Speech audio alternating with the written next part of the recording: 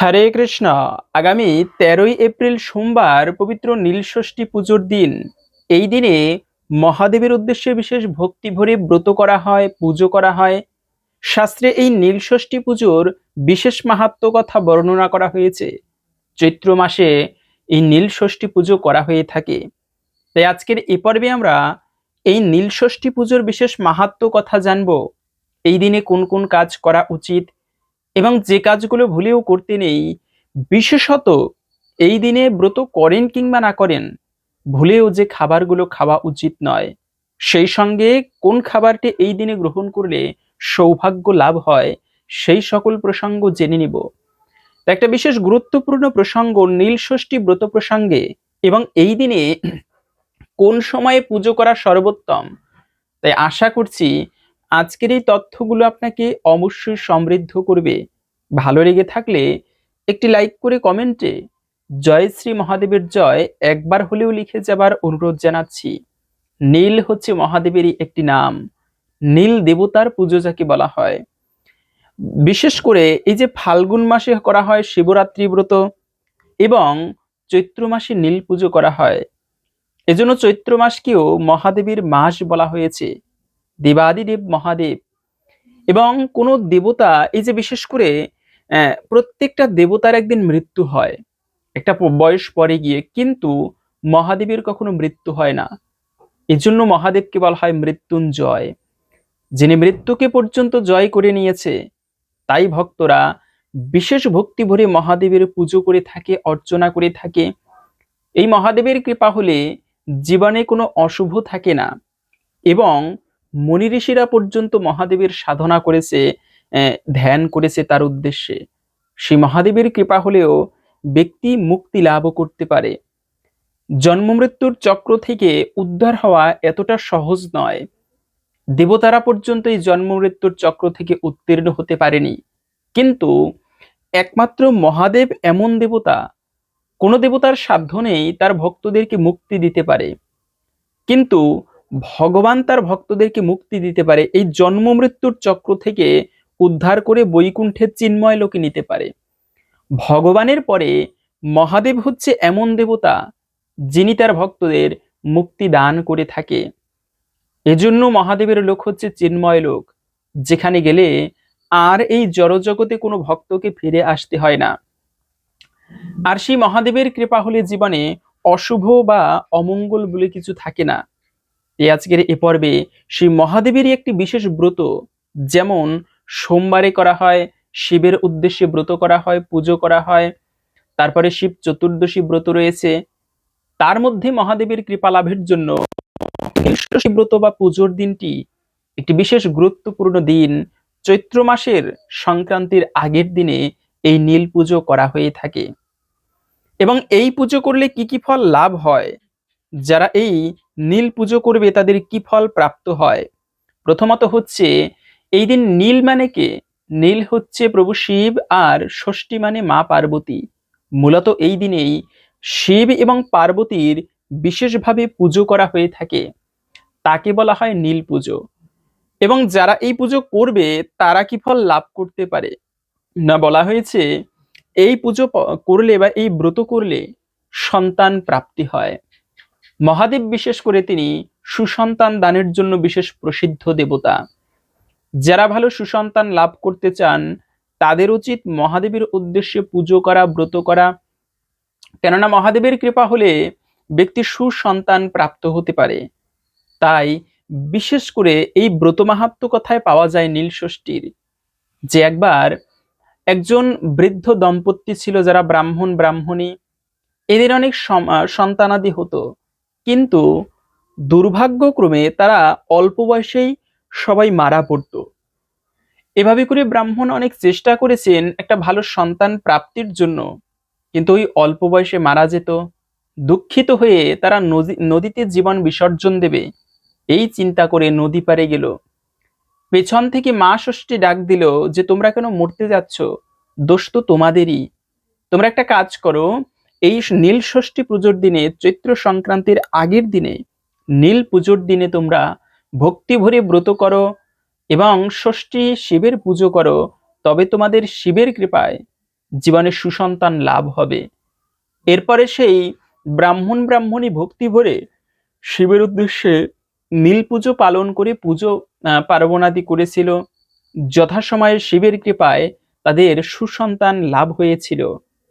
এভাবে করে শিবের কৃপায় ব্যক্তি সুসন্তান প্রাপ্ত হতে পারে যারা এই নীল পুজো ভক্তি ভরে পালন করে থাকে। দ্বিতীয়ত হচ্ছে, এই পুজো পালন করার ফলে আর একটা বিষয়, সংসারের মানে সুখ শান্তি লাভ হয়। সুখী হওয়া এত সহজ নয়। ভগবানের কৃপা না হলে প্রকৃতই জীবনে কেউ সুখী হতে পারে না। সুখ হচ্ছে এমন বিষয়, আমরা আমরা সুখী হতে চাই পাপকর্ম করে, আমরা সুখী হতে চাই অপরকে ঠকিয়ে, আমরা সুখী হতে চাই স্বার্থকে প্রাধান্য দিয়ে। নিজের স্বার্থটাকে আমরা বড় করে দেখি, অপরে কে কি কষ্ট পেল সেটাকে আমরা গুরুত্ব দেই না। কিন্তু মনে রাখবে, সে হতে পারে যেই হোক না কেন, যদি একটুকু কষ্ট তাকে দেওয়া হয়, একদিন ওই কষ্টের ফল তোমাকেও পেতে হবে। এজন্য জীবনে কাউকে ঠকিয়ে কেউ কখনো সুখী হতে পারে না। এটি অভিশাপ নয়, এটি হচ্ছে জীবনের প্রকৃতির নিয়ম এমন। যতই এই যে প্রেমিক প্রেমিকাকে ঠকায় বর্তমান পরিস্থিতিতে, কথা দেয়, অনেক কিছু করে, কিন্তু শেষ বয়সে গিয়ে ঠকিয়ে চলে যায় একজন আরেকজনকে। প্রকৃতই গিয়ে সে আদৌ সুখী হতে পারে না, যতই আমরা দেখি ভালো আছে। আবার জায়গা জমিকে ছোট ভাইকে ঠকায়, এভাবে করে সুখী হওয়া যায় না। এজন্য সৃষ্টির প্রারম্ভের একটি কাহিনী, যে ভগবান বিষ্ণু দেবতাদেরকে বিভিন্ন কিছু দিয়ে দিচ্ছে। ভগবান বিষ্ণু ব্রহ্মাকে ব্রহ্মলোক দিল, ইন্দ্রকে স্বর্গলোক দান করলো। সেখানে মা লক্ষ্মী খেয়াল করলো যে বিষ্ণুর দক্ষিণ পায়ের নিচে কি যেন একটা রাখা আছে। মা লক্ষ্মী সবশেষে প্রশ্ন করলো যে প্রভু, তুমি সবাইকে সবকিছু দিয়ে দিলে, কিন্তু তোমার ডান পায়ের নিচে কি রাখা? তখন ভগবান বিষ্ণু বলেছে, দেবী, এ হচ্ছে শান্তি। এই শান্তিকে যদি আমি সবার কাছে দিয়ে দেই, তবে আমার ভজনা কেউ করবে না, সবাই শান্তিতে থাকবে। এজন্য ভক্তদেরকে দুঃখ দিয়ে আমার কাছে, যখন তারা দুঃখ পায় তখন আমাকে আরো বেশি ডাকে। এটা হচ্ছে বিষয়। সুখ কিন্তু প্রকৃতির সবাই সুখী হতে পারে না বা শান্তি লাভ করতে পারে না যদি ভগবানের কৃপা না হয়। তো এজন্য মূলত সংসারে সুখী হবার জন্য মহাদেবের কৃপা হলে তারা সংসারে সুখ শান্তি সমৃদ্ধি লাভ করতে পারে। মহাদেবের কৃপায় তাদের জীবনে কোনো অনিষ্ট হয় না বা অমঙ্গল আসে না। পাশাপাশি হচ্ছে, এই যে নীল কেন নাম হয়েছে, আমরা অনেকে বিষয়টা জানি, আবার অনেকে জানি না। সে এক সুন্দর কাহিনী ভাগবতের। সমুদ্র মন্থন করার সময়, মূলত সমুদ্র কেন মন্থন করার পরামর্শ দিল ভগবান শ্রী বিষ্ণু? এর কারণ হচ্ছে দুইটা। ভগবান শুধুমাত্র এক কারণের জন্যই জগতে অবতীর্ণ হয় না। যেমন আমরা জানি, যদা যদা হি ধর্মস্য গ্লানির ভবতি ভারত, ভগবান যুগে যুগে অবতীর্ণ হয় কি করার জন্য? পরিত্রাণায় সাধুনাম বিনাশায় চ দুষ্কৃতাম। মানে তিনি সাধুদেরকে রক্ষা করে, অসাধুদের বা দুষ্কৃতিকারীদের বিনাশ করে। কিন্তু ভগবান প্রকৃতিই কখনো এজন্যই জগতে আবির্ভূত হয় না। ভগবান তার ভক্তদেরকে আনন্দ দেবার জন্য আবির্ভূত হয়। এর পাশাপাশি তার অনেক কর্ম থাকে, তিনি মূলত লীলা করার জন্য অবতীর্ণ হন। তো তেমনি এই সমুদ্র মন্থন করা হচ্ছিল দুটি কারণে। মূলত ভগবান বিষ্ণুর কাছে একবার দুর্বাসা মুনি গিয়েছিল। এই দুর্বাসা মুনি হচ্ছে অতিথি। অতিথি এসেছে, ভগবান বিষ্ণু তাই আপ্যায়ন করে নিজের গলদেশ থেকে বৈজয়ন্তী মালা খুলে এই দুর্বাসা মুনির গলায় পরিয়ে দিয়েছে। দুর্বাসা মুনি ভগবানের প্রসাদী মাল্য পেয়ে মহা আনন্দ লাভ করেছে। আসলে ভগবানের অঙ্গের স্পর্শ যদি কেউ পায়, জীবন তার ধন্য হয়ে যায়। এজন্য মাঝে মাঝে আমাদের ভগবানের প্রসাদ গ্রহণ করা উচিত। দিব্য ভগবানের অধরামৃত যদি কেউ পায়, তার জীবন দিব্যতে পরিণত হয়। তো এভাবে করে ওই ওই সেই দুর্বাসা মুনি মহা আনন্দ পেয়ে ভগবানকে প্রণাম করে সেই বৈকুণ্ঠ থেকে নারায়ণ গান করতে করতে, বিষ্ণু বিষ্ণু করতে করতে স্বর্গ দিয়ে উপর দিয়ে যাচ্ছিল। স্বর্গে দেখতে পেল দেবরাজ ইন্দ্র সেই স্বর্গের রাজধানী থেকে গজের উপরে চড়ে, হাতের উপরে চড়ে ঘুরে বেড়াচ্ছে। তো ইন্দ্র দেবরাজ তাকে দর্শন করেছে। সেই মালাটা খুলে, ভগবান বিষ্ণু প্রদত্ত সেই মালা খুলে সে ইন্দ্রের গলায় পরিয়ে দিয়েছে। এবারে ইন্দ্র কিন্তু প্রসাদের মহিমা বুঝতে পারলো না। এখানে ইন্দ্রের হলো ভুল। ইন্দ্র কি করে স্বর্গচ্যুত হলো?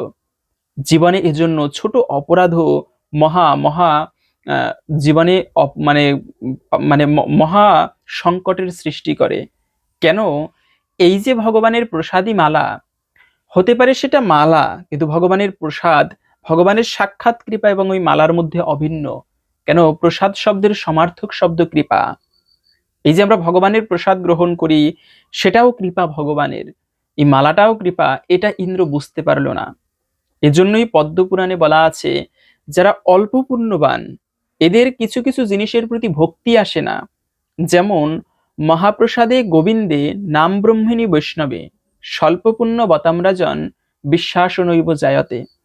ভগবানের নামের প্রতি তাদের রুচি আসে না যারা অল্প পুণ্যবান, এবং মহাপ্রসাদের প্রতি রুচি আসে না। গোবিন্দের না, গোবিন্দকেও তারা ভক্তি করতে চায় না, এবং ভগবানের ভক্তদের প্রতি তাদের ভক্তি আসে না। এরা হচ্ছে অল্প পুণ্যবান। যদিও দেবরাজ ইন্দ্র, কিন্তু তিনি বুঝতে পারলো না এই প্রসাদী মালার মাহাত্ম্য কতটা। বৈজয়ন্তী মালা, শাস্ত্রে বৈজয়ন্তী মালার অনেক ব্যাখ্যা করা আছে। ইন্দ্র কি করেছে, গলা থেকে মালাটা খুলে হাতির গলায় পরিয়ে দিয়েছে। তো এই হাতি তো হাতি, ও একটা পশু, ও কি করে বুঝবে এমন একটা দিব্য মালার মাহাত্ম্য? হাতি কি করেছে, মাথার উপর থেকে মালাটাকে নিয়ে সুরে করে রাস্তায় ফেলে পদদলিত করে চলে যাচ্ছিল। ওদিক থেকে দুর্বাসা মুনি এই কাহিনী তিনি দেখতে পেল। ভগবানের প্রসাদী মালার অবজ্ঞা করলে ইন্দ্র, তুমি স্বর্গরাজ ইন্দ্র, তোমার এমন অবজ্ঞা করা উচিত হয়নি। আমি তোমাকে অভিশাপ দিলাম, তুমি স্বর্গচ্যুত হবে, স্বর্গ হবে লক্ষ্মী ছাড়া। এইদিকে তখন বলি মহারাজ স্বর্গ দখল করে, স্বর্গ আক্রমণ করে, অসুরেরা স্বর্গ দখল করেছে। ওদিক থেকে আবার কি হলো, ভগবান বিষ্ণু ও লক্ষ্মী ছাড়া হলো। কিভাবে? এই যে দুর্বাসা মুনিকে একটা বৈজয়ন্তী মালা দিয়েছে, এটা মা লক্ষ্মী দেবী সহ্য করতে পারেনি। কেন? মা লক্ষ্মী মনে মনে তার অভিমান, আমি এতদিন তোমার কাছে আসি, তোমার সেবা করি, আমাকে কোনোদিন ভালোবেসে মালাটা পরিয়ে দাওনি, অথচ দুর্বাসা মুনিকে দিয়ে দিলে। ঠিক আছে, মা লক্ষ্মী দেবী অভিমান করে সমুদ্রে ডুব দিল। ওদিকে স্বর্গেও লক্ষ্মী নেই, বৈকুণ্ঠেও ভগবানের কাছেও লক্ষ্মী নেই। দেবতারা তখন ভগবানের কাছে উপস্থিত, প্রভু রক্ষা করো, আমাদের স্বর্গরাজ্য ফিরিয়ে দাও। কেন, কি হয়েছে? বলে এভাবে করে আক্রমণ করেছে। আচ্ছা চিন্তা করো না, তোমরা একটা কাজ করো, সমুদ্র মন্থন করো। এই সমুদ্র মন্থনের থেকে অমৃত বের হবে, আর সেই অমৃত পান করে তোমরা অজেয় হতে পারবে। এভাবে করে দেবতা এবং অসুরের সাথে চুক্তি বা পরামর্শ করে সেই সমুদ্র মন্থন করা হয়েছিল, এবং সেখান থেকে এই মা লক্ষ্মী অনেক কিছু উঠে এসেছিল, যার মধ্যে মা লক্ষ্মী ছিল। তবে এই কাহিনীটা বলার কারণ হচ্ছে, এখান থেকে আর একটা বিষয় উঠে এসেছিল, তা হচ্ছে হলাহল বিষ। এই বিষের এত তীব্রতা, এত প্রদাহ, সেই বিষের তাপে বা সেই বিষের মানে বিষক্রিয়ায় যেখানে এক ফোঁটা বিষ পতিত হয়, সেখানে কোনো বৃক্ষ আদি জন্মায় না। এত ভয়ানক বিষয়, সেই বিষ যেখানে পড়ে, তার ভয়ানক বিষক্রিয়ায় সেখানে কোনো বৃক্ষ আদি কেন, কোনো জীব বাস করতে পারে না। কিন্তু এই বিষ জগতের মঙ্গলের জন্য কোথায় রাখবে? যেখানে রাখবে সেটা বসবাসযোগ্য থাকবে না। কিন্তু কে গ্রহণ করবে এই বিষ? জগৎকে এই অমঙ্গলের থেকে কে রক্ষা করবে? তখন দেবতারা উপায় না পেয়ে মহাদেবের শরণাপন্ন হলো। মহাদেব এসে অমৃত চাইনি তিনি, তিনি কিন্তু এই বিষটুকু গ্রহণ করে দেবতাদেরকে রক্ষা করেছিল। এ হচ্ছে মহাদেব, যার সমস্ত ঐশ্বর্য আছে, কোনো ঐশ্বর্যের মহাদেবের কমতি নেই। তথাপিও তিনি সাধারণ চর্ম পরিধান করে শ্মশানে শ্মশানে ধ্যান করে এই মহাদেব, মহাযোগী। এজন্য শিবকে সদা শিব বলা হয়। সদাশিব কোনো প্রকৃতির সঙ্গ করে না, ভগবানের পরে তার অবস্থান। এজন্য শিবের যারা পুজো করে, তাদের ভগবান জ্ঞানে শিবের পুজো করতে হয়, এমনটাও শিবপুরাণে উল্লেখ আছে। সাধারণ কোনো শিব নয়, সদাশিব বলা হয়। এজন্য মৃত্যুঞ্জয়, মৃত্যুকে জয় করে নিয়েছে। মা পার্বতীর পর্যন্ত মৃত্যু হয়, কিন্তু দেবাদিদেব মহাদেবের কখনো মৃত্যু হয় না। তাই এই মহাদেব এভাবে করে, সেই মহাদেব বিষ পান করেছিলেন। আমরা মহাদেবকে গাঁজা ভাং নিবেদন করি, অনেকে যুক্তি দেখায় কি মহাদেব গাঁজা খায় তাই আমরা গাঁজা খাই। শিব কখনো গাঁজা খায় না। কোনো শাস্ত্রে বলা হয়নি যে মহাদেব গাঁজা ভাং খায় বা নেশা করে। মূলত আমরা আমাদের স্বার্থের জন্য শিবের সাথে যুক্তি দিচ্ছি যে শিব গাঁজা খায় তাই আমরাও খাচ্ছি। যদি আমরা এই যুক্তি দেখাই যে শিব গাঁজা খায় তাই আমরাও খাচ্ছি, তবে সেক্ষেত্রে শিব তো হলাহল বিষ পান করেছিল। আপনি এক ফোঁটা বিষ পান করে হজম করুন তো। শিব হচ্ছে সংহারকর্তা। যখন তিনি নৃত্য করে সমস্ত পৃথিবী কম্পিত হয়, দেবতারা ত্রাহি করে ভয়ে যে পৃথিবী বোধহয় ধ্বংস হয়ে যাবে, জগৎ ধ্বংস হয়ে যাবে। আপনি নাচ করলে জগৎ এরকম কম্পিত হয় কিনা দেখুন তো। শিবের সাথে কখনো তুলনা করা চলবে না। যে তুলনা করে সে ব্যক্তি নিশ্চয়ই অপরাধী। কোনো দেবতার সঙ্গে, কোনো শিব ব্রহ্মার সঙ্গে নিজের তুলনা করা এটি চরম অপরাধ। তাদের কার্য আর আমার কার্য অনেক পার্থক্য। শিব হচ্ছে গুণাতীত সদাশিব, তিনি ত্রিগুণাতীত, ত্রিগুণের ঊর্ধ্বে। তার সঙ্গে আমার এই গুণের জাগতিক বন্ধনের একটা সাধারণ ব্যক্তির সাথে তুলনা চলে না। তো যাই হোক, এবছরে এই নীল ষষ্ঠী পুজো আগামী, আমরা তো প্রথমেই বলেছি 13ই এপ্রিল সোমবারে পড়েছে। মজার বিষয় হচ্ছে বা ভালো বিষয় হচ্ছে এই সোমবারেই আবার সেই একই সাথে বরুথিনী একাদশী ব্রত পড়েছে। একটা হচ্ছে একাদশী ব্রত। এরকম করে আমরা অনেক প্রকার ব্রত দেখতে পাই সনাতন ধর্মে, কিন্তু সব থেকে শ্রেষ্ঠ ব্রত হচ্ছে একাদশী ব্রত, যার উপরে কোনো শ্রেষ্ঠ দিন নেই। একে তো হচ্ছে একাদশী ব্রত সর্বশ্রেষ্ঠ ব্রত, দ্বিতীয়ত হচ্ছে মহাদেবের প্রিয় একটি দিন সোমবার, তৃতীয়ত হচ্ছে নীলষষ্ঠী পুজোর দিন। তাই সকল কিছু মিলিয়ে অত্যন্ত মহিমাপূর্ণ একটি দিন হচ্ছে এই নীলষষ্ঠী পুজোর দিন। আপনারা প্রত্যেকে এই দিনে যারা ব্রত করেন কিংবা না করেন, আপনি হন শিব ভক্ত, হন কৃষ্ণ ভক্ত, হন কালী ভক্ত, যেই হোক না কেন, সকলেরই উচিত ভক্তি ভরে এই দিনে ব্রত আদি করা, মহাদেবের পুজো করা। এটি বিশেষ মঙ্গলময় এবং শুভ, বিশেষ করে এই নীলষষ্ঠী পুজোর দিনে। আপনারা এই দিনে ভক্তি ভরে ব্রত আদি করতে পারেন। পাশাপাশি হচ্ছে এই উপবাসের বা ব্রতের নিয়ম কি, সেক্ষেত্রে যেহেতু একাদশী পড়েছে, একই নিয়ম। আপনারা ব্রতের আগের দিনে নিরামিষাদি খাবার গ্রহণ করবেন এবং এই শিব মানে এই নীলষষ্ঠী পুজোর দিনে খুবই ভোরে ভোরে ঘুম থেকে উঠে মহাদেবের পুজো করবেন, বিষ্ণুর পুজো করবেন। আপনি যে দীক্ষিতই হোক না কেন, যে গুরুদেবের থেকে, গুরুদেবের দেওয়া মন্ত্র বিশেষ করে জপ করবেন। কেন, জগতে যত প্রকার সাধনা আছে সব থেকে শ্রেষ্ঠ সাধনা হচ্ছে গুরুদেবের আজ্ঞা পালন করা, গুরুদেবের বাণী পালন করা। এর মাধ্যমেও গুরু কৃপা লাভ হয়, জীবনে ভগবানের পর্যন্ত কৃপা লাভ হয় যার কাছে গুরু ভক্তি থাকে। এজন্য এই দিনে আপনি যে কাজগুলো করবেন তার মধ্যে একটি কাজ বিশেষ করে করতে পারেন। বাড়িতে কোনো গুরুদেব অথবা কোনো বৈষ্ণবদেরকে নিমন্ত্রণ করে এনে তাদের সেবা দিতে পারেন। বাড়িতে ছোট্ট করে অনুষ্ঠানের আয়োজন করতে পারেন, শিবের অভিষেক আদি করাতে পারেন, বিষ্ণু পুজো দিতে পারেন এই দিনে। এ সকল কিছুই অত্যন্ত মঙ্গলময় এবং বিশেষ মাহাত্ম্যপূর্ণ। তবে এই দিনে ক্ষৌর কর্ম করা উচিত নয়। যে কোনো একাদশীর দিনে, ব্রতের দিনে ক্ষৌর কর্ম করা, চুল দাড়ি নখ এমনকি কোনো বৃক্ষ কাটা, এটা কিন্তু আদৌ ভালো নয় বা মঙ্গলময় নয়। তো এই দিনে চুল দাড়ি নখ এগুলো কাটা উচিত। তৃতীয়ত হচ্ছে আরেকটি খুবই গুরুত্বপূর্ণ বিষয়, এই দিনে গুরু সেবা কেন করতে হয়, গুরু সেবার মাহাত্ম্য কি জগতে, শুনলে অবাক হবেন। শিব এবং পার্বতী পর্যন্ত শিষ্যের কাছে ওই ভক্ত কোনোদিন শিবের পুজো করত না, কিন্তু তার গুরু ভক্তির কারণে শিব তাকে বর দিতে এসেছিল, কিন্তু মা পার্বতীকে সঙ্গে করে। সে এক সুন্দর কাহিনী। একবার একজন গুরুজি, তার শরীর অসুস্থ হয়ে পড়ল। সেই গুরুজি তিনি সে মানে কুষ্ঠব্যাধি হলো তার। তো এই আগের দিনের একটা নিয়ম ছিল, কুষ্ঠব্যাধির জন্য কোনো ভালো চিকিৎসা ছিল না। তখন কুষ্ঠব্যাধি হলে সে ধীরে ধীরে মারা পড়তো। তো এইভাবে করে সেই গুরুজির কুষ্ঠব্যাধি হয়েছে, চিকিৎসার কোনো উপায় নেই। গুরুজি তখন সমস্ত শিষ্যদেরকে ডেকে বলল, দেখো আমার তো কুষ্ঠব্যাধির মানে সংক্রমণ দেখা দিয়েছে, তো একটা কাজ করি, আমি আর এই গ্রামে থাকবো না, আমি কাশীতে চলে যাব, সেখানে গিয়ে মহাদেবের নাম করে জীবন বিসর্জন দিব। তো শিষ্যরা অনেক বারণ করলো যে গুরুদেব আপনার যাওয়ার দরকার নেই, কিন্তু গুরুজি যাবেই। শেষ পর্যন্ত একজন শিষ্য দাঁড়ালো যে গুরুদেব আপনি যেখানে যাবেন আমিও সেখানে যাব। বলে তুমি কি করবে? আমি তো কুষ্ঠব্যাধিতে মারা পড়ব। বলে গুরুজি আপনি যদি দেহত্যাগও করেন তারপরেও আমি অন্তিম সময় পর্যন্ত আপনার সাথে থাকব। ওই ভক্তটা ছিল সরল কিন্তু গুরু ভক্তি ছিল অটুট। এভাবে করে এত বোঝাচ্ছে সেই গুরুজি, গ্রামবাসীরা পর্যন্ত বোঝাচ্ছে যে গুরুজি তো চলে যাবে, তোমার যাবার দরকার নেই।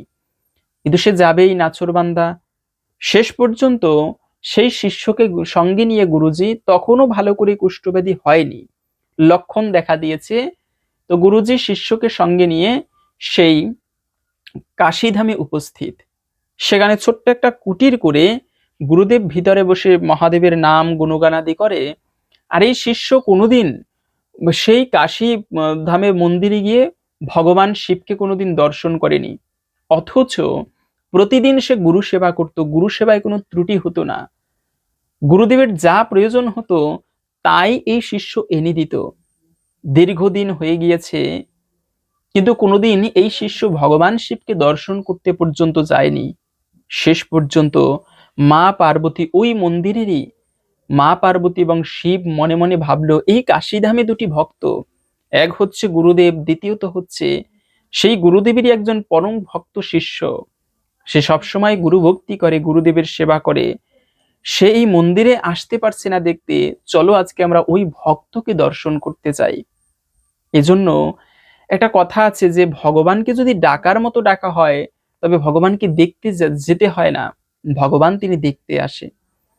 তো ওই ভক্তকে দর্শন করার জন্য মা পার্বতী এবং প্রভু শিব দরজায় এসে উপস্থিত। ডাক দিল, ভিতরে কেউ আছেন? ভিতর থেকে শিষ্য বেরোলো। মা পার্বতী এবং প্রভু শিবকে দর্শন করে সাষ্টাঙ্গে প্রণাম করলো যে প্রভু, তোমাদের তো দর্শন করতে যেতে পারেনি, তোমরা অধমের দরজায় আসলে। মহাদেব মৃদু হেসে বলল, চিন্তা করো না, তোমার তোমার এই গুরু ভক্তিতে আমরা দুজনেই প্রসন্ন। জগতে এমন গুরু ভক্তি পরায়ণ শিষ্য পাওয়া খুবই দুর্লভ। তোমার গুরুদেবও ধন্য এবং তুমি এই গুরুজি পেয়ে তুমিও ধন্য। তো তোমার এই গুরু ভক্তি দেখে আমরা অতীব প্রসন্ন। আমাদের পুজো করতে না পেরেছো তো কি হয়েছে, আমরা অতি প্রসন্ন হয়েছি। তুমি কি বর চাও বলো, আমরা তোমাদেরকে সেই বর দিব, বলো কি বর চাও। তখন গুরুজি, সেই শিষ্য বলল, না আমি কোনো বর চাই না মহাদেব, আমি কোনো বর চাই না, আমি আমার গুরু সেবা করতে পারছি এটাই আমার জন্য ভালো। মহাদেব এত করে বোঝাচ্ছে, মা পার্বতী এত করে বোঝাচ্ছে, কিন্তু এই শিষ্য আদৌ কোনো বর চায় না। শেষ পর্যন্ত অনেক জোরাজুরি করার পরে শেষে বলল, ঠিক আছে মহাদেব, আমি বর নিতে পারি যদি আমার গুরুদেব আমাকে অনুমতি দেয়। শেষ পর্যন্ত শিষ্য ভিতরে গিয়ে গুরুদেবের কাছে বলল, "গুরুদেব, মহাদেব এবং মা পার্বতী এসেছে, তারা একটা বর দিতে চায় আমাকে, আমি কি বরটা নিব?" গুরুদেবও চিন্তা করুন, গুরুদেব বলতে লাগলো, ঠিক আছে তুমি বর নিবে, চেয়ে নিবে, কিন্তু আমার সুস্থতা কামনা করবে না, এই বর তুমি চাইতে পারবে না। বাহিরে গিয়ে বলল, মহাদেব, গুরুদেব বর নিতে বলেছে কিন্তু আমি নিতে পারবো না, আপনারা আমাকে এই কৃপা করুন, এই বর দিন যেন জন্মে এমন গুরুদেবকে লাভ করতে পারি। মহাদেব আরো প্রসন্ন হলো, এই ভক্তকে আলিঙ্গন করলো এবং আশীর্বাদ করলো, অন্তিমে তোমরা গুরু শিষ্য আমাকেই লাভ করতে পারবে। এভাবে আশীর্বাদ করে মহাদেব মা পার্বতী চলে গেল। ওদিকে বৈকুণ্ঠ থেকে লক্ষ্মীনারায়ণ এই কাহিনী দর্শন করলো। এমন গুরু ভক্তি পরায়ণ শিষ্যকে দেখে মা লক্ষ্মীকে সাথে করে ভগবান বিষ্ণু উপস্থিত। ভগবান বিষ্ণুকে দর্শন করে প্রণাম করলো শিষ্য। ভগবান পর্যন্ত বর দিতে চাইলো কিন্তু ভগবানের বরও প্রত্যাখ্যান করলো, এই শিষ্য নিল না। এ হচ্ছে গুরু ভক্তি। ভগবান বিষ্ণু এবং মা পার্বতী চলে যাওয়ার পরে গুরুদেব প্রসন্ন হলো। গুরুদেব তখন তার রূপ প্রকাশিত করলো এবং তিনি স্বরূপে প্রকাশিত হয়ে শিষ্যের পরীক্ষার জন্য তাকে উত্তীর্ণ হবার মানে বলল যে, শিষ্য তোমার পরীক্ষায় আমি প্রসন্ন, আমি তোমাকে পরীক্ষা করতেছিলাম, আদৌ আমার কুষ্ঠব্যাধি হয়নি, তুমি আমার প্রকৃত শিষ্য। তো এ হচ্ছে বিষয়, যদি গুরুদেবের প্রতি ভক্তি থাকে ভগবানের সেবা করতে হয় না, ভগবান পর্যন্ত তার কাছে আসে। এজন্য গুরুদেবের প্রতি ভক্তি কিরকম, এমন করে সরাসরি গুরু সেবা না করতে পারলেও গুরুদেব যে মন্ত্র দিয়েছে, যে বাণী দিয়েছে, সেগুলো ভক্তি ভরে পালন করা উচিত। আপনারা অন্তত পক্ষে এই শুভতম দিনে গুরুদেবের দেওয়া মন্ত্র বিশেষ ভক্তি ভরে জপ করতে পারেন, শ্রদ্ধা ভরে। আমরা গুরুদেবের থেকে দীক্ষা নেই ওই কি জন্য? দীক্ষা না নিলে উদ্ধার হওয়া যায় না। কিন্তু দীক্ষা নিলেই কি উদ্ধার হওয়া যায়? এই কথাটাও ভুল।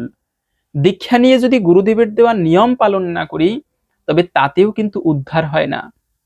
এজন্য গুরুদেবের দেওয়া যে মন্ত্র, যে বাণী, সেগুলো পালন করতে হয়, তবে হয় প্রকৃত কৃপা। তাই এই দিনে আপনারা যারা মহাদেবের পুজো করবেন, তারা আপনারা বিশেষ ভক্তি ভরে শিবের মহামৃত্যুঞ্জয় মন্ত্র জপ করতে পারেন। যাদের প্রতি যাদের মহাদেবের প্রতি ভক্তি আছে, ওম ত্রয়ম্বকম যজামহে সুগন্ধিম পুষ্টিবর্ধনম উর্বারুকমিব বন্ধনান মৃত্যুর্মুক্ষীয়মামৃতাৎ।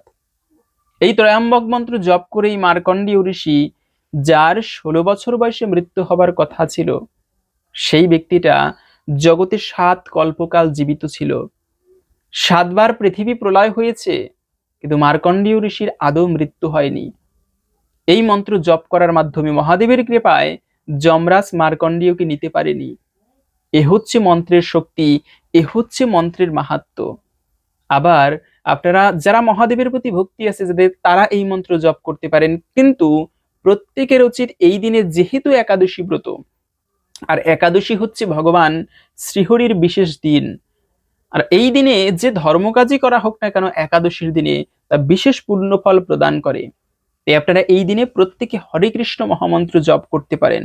কি শিবভক্ত কি কৃষ্ণ ভক্ত, প্রত্যেকেরই উচিত কলিযুগের যুগধর্ম হরে কৃষ্ণ মহামন্ত্র ভক্তি ভরে জপ করা। এর ফলে মহাদেবের কৃপায় জীবনের সমস্ত অশুভ এবং অমঙ্গল কেটে যায়। মহাদেবের কৃপায় জীবনে সৌভাগ্য লাভ হয়, ভগবানের কৃপা লাভ হয়ে থাকে। এজন্য হরে কৃষ্ণ মহামন্ত্রের উপরে কোনো মন্ত্র নেই। সাধ্য সাধন তত্ত্ব যকিছু সকল, হরিনাম সংকীর্তনে মিলিবে সকল। তো আপনারা এই শুভ দিনে, একে তো একাদশী, দ্বিতীয়ত হচ্ছে এই নীল ষষ্ঠী পুজোর দিনে ভক্তি ভরে জপ করতে পারেন। পাশাপাশি হচ্ছে এই দিনে গঙ্গা স্নান করা সর্বোত্তম। যে কোনো শুভ দিনে স্নান করা, এজন্য স্নান হচ্ছে সুচিতার বিষয়, কিন্তু বিশেষ করে গঙ্গা স্নান। সনাতন ধর্মের যত প্রকার তীর্থ আছে, সব থেকে শ্রেষ্ঠ তীর্থ হচ্ছে গঙ্গা দেবী। এজন্য গঙ্গার মতো শ্রেষ্ঠ কোনো তীর্থ নেই। আবার মহাদেবীর উপরে শ্রেষ্ঠ কোনো বৈষ্ণব নেই। নিম্নগামাম যথা গঙ্গা দেবানাম অচ্যুত যথা।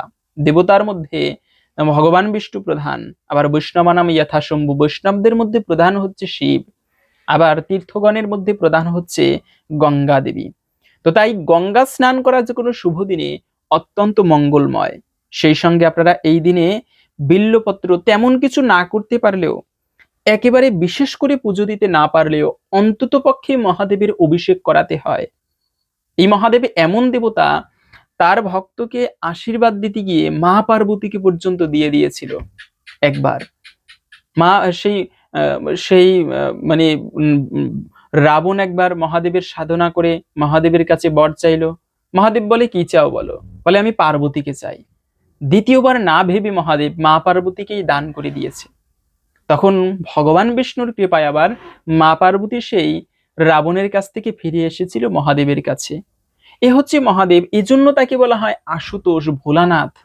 ভক্তকে আশীর্বাদ করতে গিয়ে সবকিছু ভুলে যায়। যে যা প্রার্থনা করে তাই ভক্তকে অকাতরে দান করে দেয়। এজন্য মহাদেব হচ্ছে আশুতোষ, তিনি অল্পতেই সন্তুষ্ট হয়।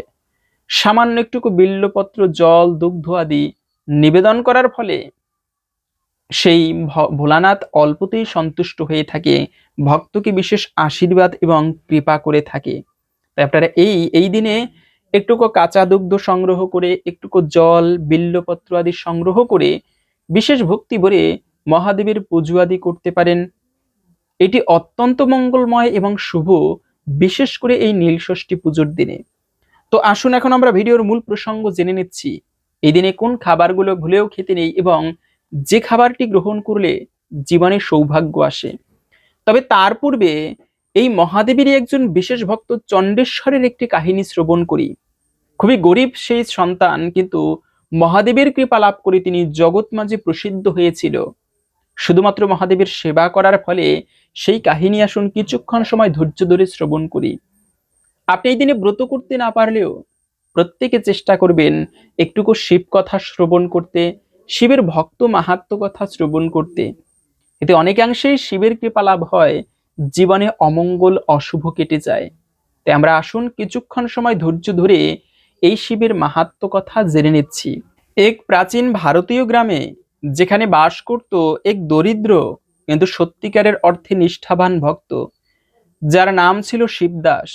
উত্তর ভারতের এক নিবিড় সবুজে মোড়া শান্তস্নিগ্ধ গ্রাম। চারদিকে ছায়া ফেলে রেখেছে বিশাল বিশাল তাল, খেজুর, আম ও বটগাছ। ধানের খেতে ঢেউ খেলে যায় বাতাসে।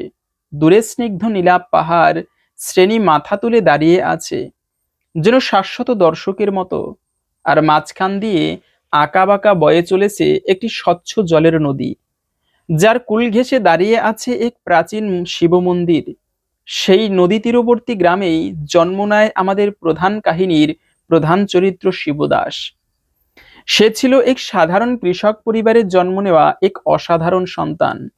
বাবা ছিলেন কঠোর পরিশ্রমী, সৎ ও মাটির মানুষ, যিনি সূর্য ওঠার আগেই খেতে চলে যেতেন আর সূর্যাস্তের পরে ঘরে ফিরতেন।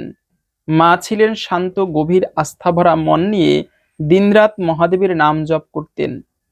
তাদের জীবনে উপার্জন ছিল কম, কিন্তু বিশ্বাস ছিল অটুট। তারা যখন সন্তানের নাম রাখার কথা ভাবেন, তখন মা চুপচাপ বলেন, আমার সন্তান যেন সারা জীবন ভোলানাথের সেবায় নিজেকে উৎসর্গ করে।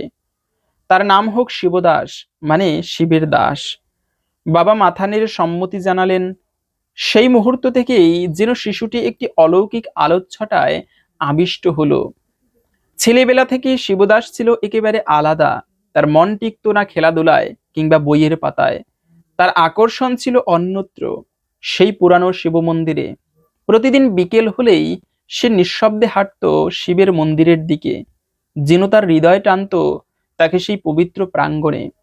সন্ধ্যার ভক্তিগান আর ঘণ্টার ধ্বনি যেন তাকে কোনো অদৃশ্য ডোরে বাধা রেখেছিল।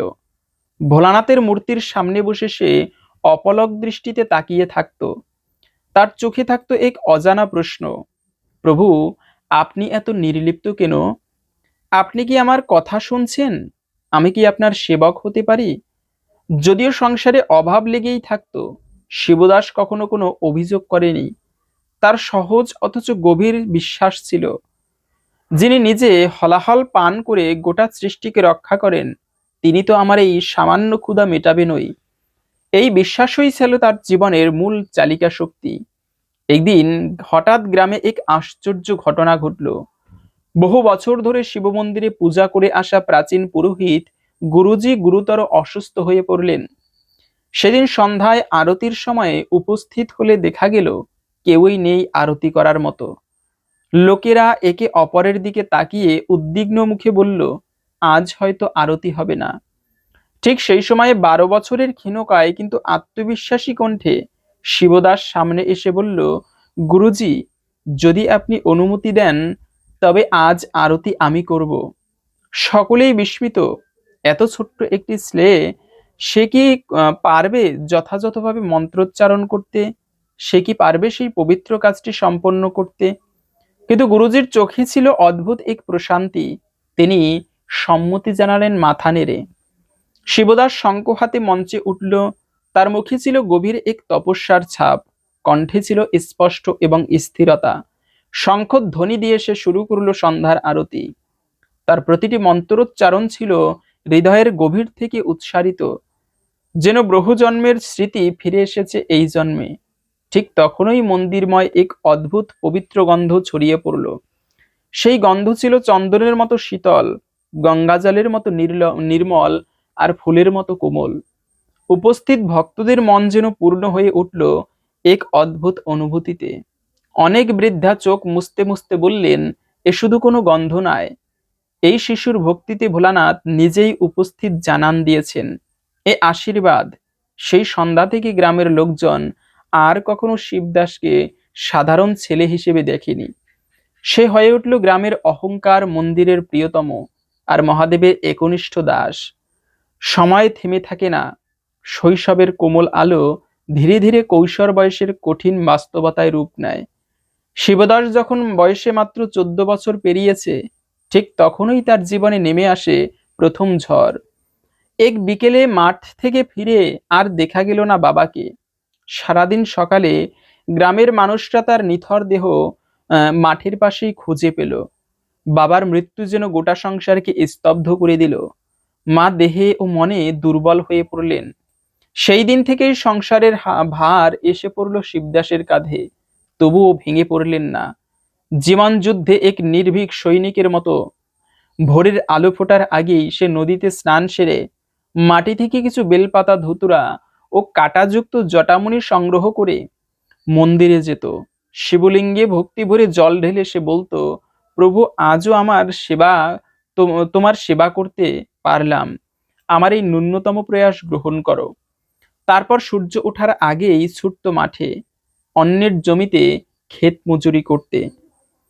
এবং বেলা বাড়ার সঙ্গে সঙ্গে শরীর ক্লান্ত হতো, হাতের ছাল উঠত, কিন্তু ঠোঁটের কোণ থেকে কখনো স্বরে যেত না মৃত্যুঞ্জয় মন্ত্র, ওম ত্রয়ম্বকম ইয়াজামহে সুগন্ধিম পুষ্টিবর্ধনম উর্বারুকমিব বন্ধনাৎ মৃত্যুর্মুক্ষীয়মামৃতাৎ। সে জানতো দরিদ্রতাকে স্তব্ধ করতে পারবে না, ক্লান্তি আর তার ভক্তিকে স্পর্শ করতে পারবে না, অভাব তাকে ঈশ্বর চিন্তা থেকে বিচ্যুত করতে পারবে না। এই ছিল তার জীবন মন্ত্র। দিন যায়, মাস গড়ায়। রাজ্যের রাজা একদিন ঘোষণা দিলেন, আমার একটি প্রশ্নের উত্তর সঠিক দিতে পারলে আমি তাকে স্বর্ণমুদ্রায় পুরস্কৃত করব। তবে উত্তর শুধু যুক্তিভিত্তিক নয়, হৃদয় থেকে হতে হবে। প্রশ্ন ছিল সহজ কিন্তু গভীর। জগতে সর্বশ্রেষ্ঠ শক্তি কোনটি? রাজপ্রাসাদে ভিড় জমালেন তৎকালীন খ্যাতিমান পণ্ডিত, জ্যোতিষী, সাধক, উপাধিধারী জ্ঞানীগণ।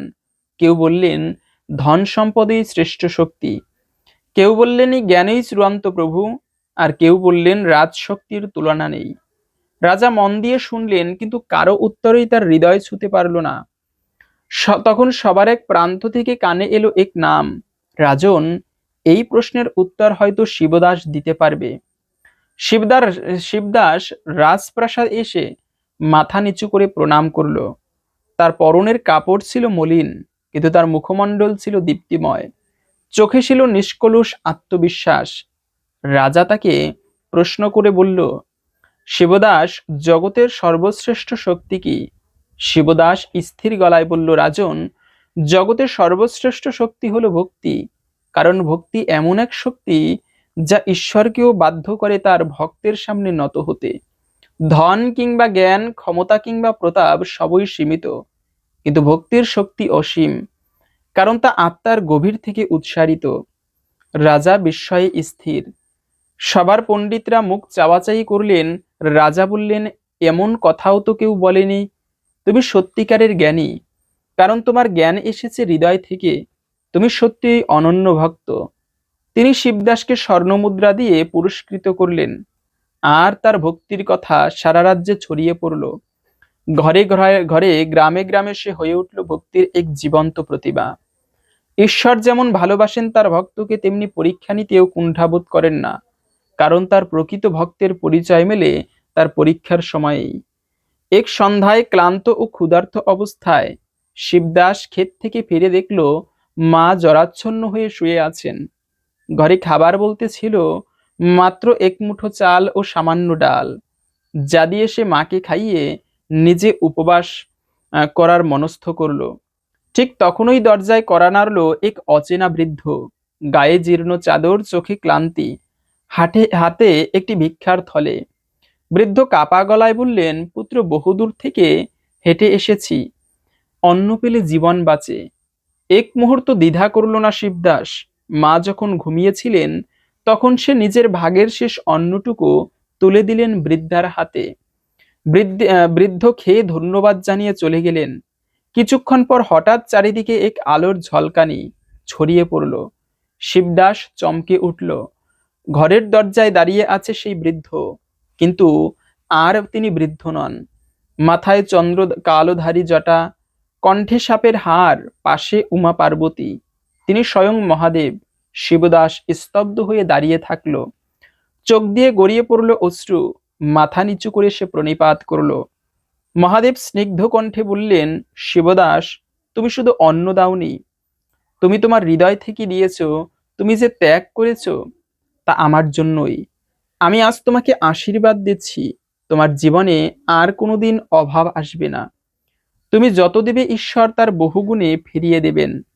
মা পার্বতী পাশে দাঁড়িয়ে মুগ্ধ দৃষ্টিতে দেখলেন তিনি নির্লোভ, নিঃস্বার্থ ভক্তকে, যার কাছে ধন ছিল যা ভক্তি, আর ত্যাগ ছিল প্রাপ্তি। এরপর আশ্চর্যজনক ঘটনা ঘটলো, তার জমিতে এমন ফসল হলো যা আগে কখনো হয়নি।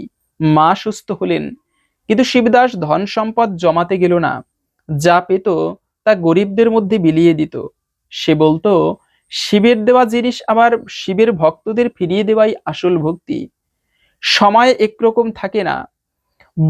বছর কয়েক পরে রাজ্যে দেখা দিল এক ভয়ানক খরা। আকাশের মুখ ভার।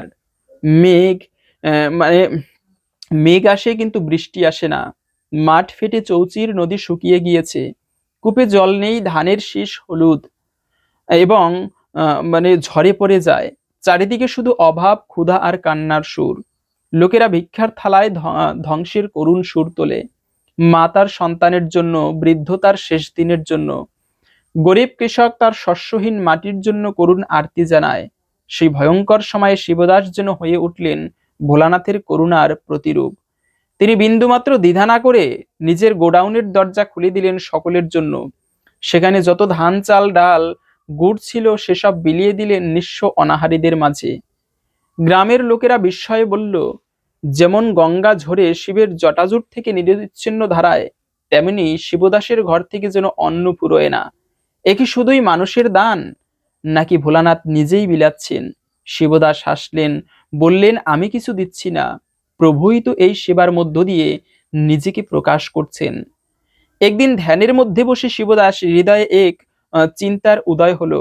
তিনি ভাবলেন, এমন একটি মন্দির নির্মাণ করতে চাই যা এই সময় নয়, শুধু যুগ যুগ মহাদেবের এই কীর্তি সাক্ষ্য বহন করবে। এরপরে আরো বিশাল কাহিনী আমি বড় করতে চাচ্ছি না মূলত। এরপরে শিবদাস গ্রামবাসীদের নিয়ে মহাদেবের দেওয়া সম্পদ দিয়ে মহাদেবেরই এক বিশাল মন্দির করলো। গ্রামবাসীরা কেউ অর্থ দিয়ে, কেউ পরিশ্রম দিয়ে, যে যেভাবে পারে সেভাবে সহযোগিতা করে মহাদেবের এই সুন্দর মন্দিরটি গ্রামের জন্য এক নিদর্শন তৈরি করলেন। মহাদেবের মন্দির করে রাজ্যে নয়, শুধু রাজ্যে বিভিন্ন দেশে ছড়িয়ে পড়ল শিবদাস ভক্তের কথা। সাধারণ কৃষক পরিবারের সন্তান, কিন্তু ভক্তি ছিল তার পরম সম্পদ। এভাবে করে তিনি মহাদেবের আশীর্বাদ লাভ করে অন্তিমে এই শিব মন্দিরের সামনে একদিন ধ্যান বসে মহাদেব তাকে স্বয়ং নিতে এসেছে। অন্তিম সময়ে মহাদেব তাকে তার ধামে নিয়ে গিয়েছে, তার দেহত্যাগ হয়েছিল। এ হচ্ছে শিবদাস ভগবান বা মহাদেব শিব এভাবে তার নিঃস্বার্থ ভক্তদের কৃপা করে। তবে এই একে তো শিব সেই নীলষষ্ঠী পুজো, দ্বিতীয়ত হচ্ছে বরুথিনী একাদশী। তাই এই দিনে যে খাবারগুলো ভুলেও খেতে নেই, প্রথমত হচ্ছে পঞ্চরবি শস্য। আপনি এই দিনে ব্রত করেন কিংবা না করেন, পঞ্চরবি শস্য অবশ্যই বর্জন করবেন। ধান জাতীয় খাবার, গম জাতীয় খাবার, যে কোনো প্রকার ডাল, সরিষা, বিস্কিট, কেক, পাউরুটি, আটা রুটি, শ্যামা চাল, এগুলো অবশ্যই এই দিনে বর্জন করতে হয়। দ্বিতীয়ত হচ্ছে মাছ, মাংস, যে কোনো প্রকার রাজসিক খাবার এই দিনে বর্জন করা উচিত। এবং তৃতীয়ত হচ্ছে যে অন্যের বাড়িতে অন্ন গ্রহণ, অপরের বাড়িতে অন্ন আদি গ্রহণ করাও উচিত নয়। এবং এই দিনে কোন খাবারটি গ্রহণ করলে সৌভাগ্য আসে? একটা খাবার খেলেই মঙ্গল হয় না। মূলত এই দিনে আপনি ফল, জল, ঔষধ, ব্রাহ্মণ, গুরুবাক্য এগুলো গ্রহণ করতে পারেন। আপনি এই দিনে ফল, অনেক সুস্বাদু ফল প্রস্তুত করে ভগবানকে ভোগ নিবেদন করে, সেই প্রসাদ মহাদেবকে নিবেদন করে সেই মহাপ্রসাদ যদি গ্রহণ করতে পারেন, তবে হয় প্রকৃত কৃপা। মহাদেবেরও কৃপা লাভ হয়, ভগবান বিষ্ণুরও কৃপা লাভ হয়। আর প্রসাদে সর্বদুঃখানাম হানিরস্য পূজায়তে। জীবনে দুঃখ থাকলে প্রসাদ গ্রহণ করলে ভগবানের কৃপায় সমস্ত দুঃখ দূরীভূত হয়। ভালো লেগে থাকলে একটি লাইক করে কমেন্টে জয় শ্রী ভোলানাথের জয়, জয় শ্রী মহাদেবের জয় একবার হলেও লিখে যাবার অনুরোধ জানাচ্ছি। মহাদেবের কৃপায় সকলের জীবনের অমঙ্গল দূরীভূত হোক, মনস্কামনা পূর্ণ হোক, এই কামনা করে আজকের ভিডিওটা এখানে সমাপ্ত করছি। হরে কৃষ্ণ।